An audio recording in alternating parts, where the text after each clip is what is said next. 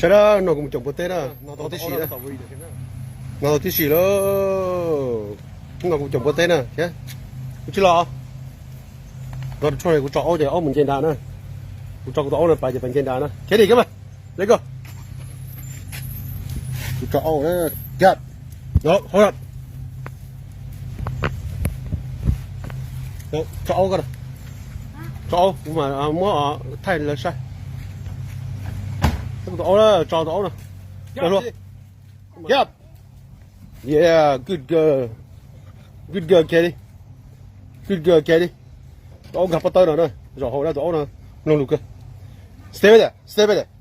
there cho tụi mình về đó tụi mình về nó nửa để nó có tôi đợt luôn nếu muốn lẩu tài đây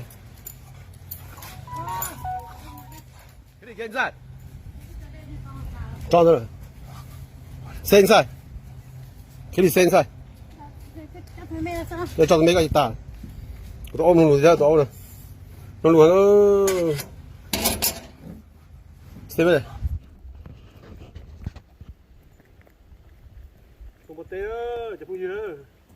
tuy nhiên chỉ tua đó, cũng nó mà chỉ to tua đó, bé tu, tua chỉ là mấy thứ bé tu đấy, từ sát tua, cái chuyện này chỉ nhiều cú, tuy nhiên nó hua, lên đó xem mà, chế, tua mà chỉ cú cho cú từ lúc tua chế, tua mà chỉ lên đó, cú cho này sai rồi,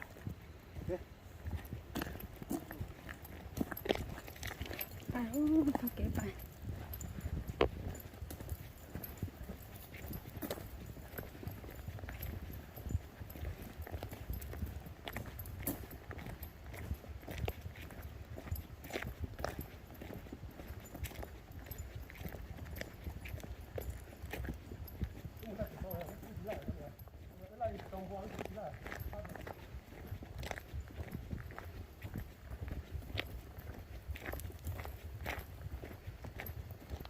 Giống Russia.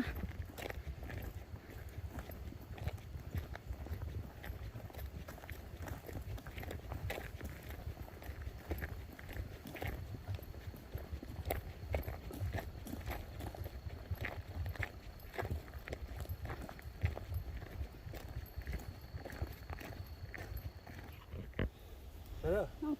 nó tụ kia đó, thì chơi tụ đó, chơi tụ nhá bé, cái chuyện phải cha đó, thì phải luyện mà. Đấy, nó là chỉ mông mông như thế. Tôi chỉ tao xưa, nhà có chân gió nó xưa. Thì cái này, tôi âu được kinh rồi. Nên nó tóm như vậy. Ta kế nó nhau dây kế. Sao đấy, tôi tiếp bé đó, tôi nó vào ít bột pháo đó. Tôi nói bột tập pháo đó, tôi nó. Ít bột pháo đó,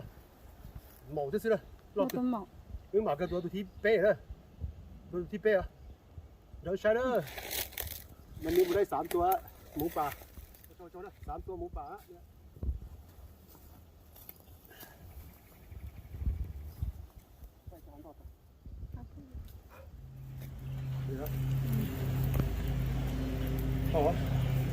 đây đó, tôi lấy lò nè, tôi cho lò uống cây khan nè, tôi cho tỏi cho khan nữa nè, đấy, khan tôi đúng không cơ, đằng cái tất tỏi luôn, đằng cái một tê đó, đằng tỏi tuổi thiếu, đằng tỏi tuổi nữa nè, đằng tỏi tuổi thiếu, không buồn à, tuổi lò,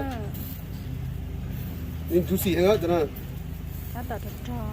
gì cả, để mua khan mà tiệt chứ, để mua cho hậu pizza là tôi nhận cũng ok, đó, cái phần kia luôn đó, mua tiệt, vô hai đi chả, mua khử thì muốn nói vậy, đừng cái tao nói nữa, nóยังcái luôn ra chứ, đừng qua là họ muốn chia họ đừng mà cái liền, bây giờ cũng nhớ tao nói thì cũng nhận lại aussi cái phải là tua cái chuyện là nó aussi nó dễ sao, tự nhiên nó phụ chứ tuần chuối nè, và sao tuần thì chỉ sao thì tuần chuối của tự nhiên đó nè, đấy, ô tô này sao nè, ô tô này sao nè, đó đúng không cơ, đây là đúng không cơ đó, người ta bảo khăn á, xí ở đây cơ đâu, bây giờ tôi chỉ mà cứ đi tiền,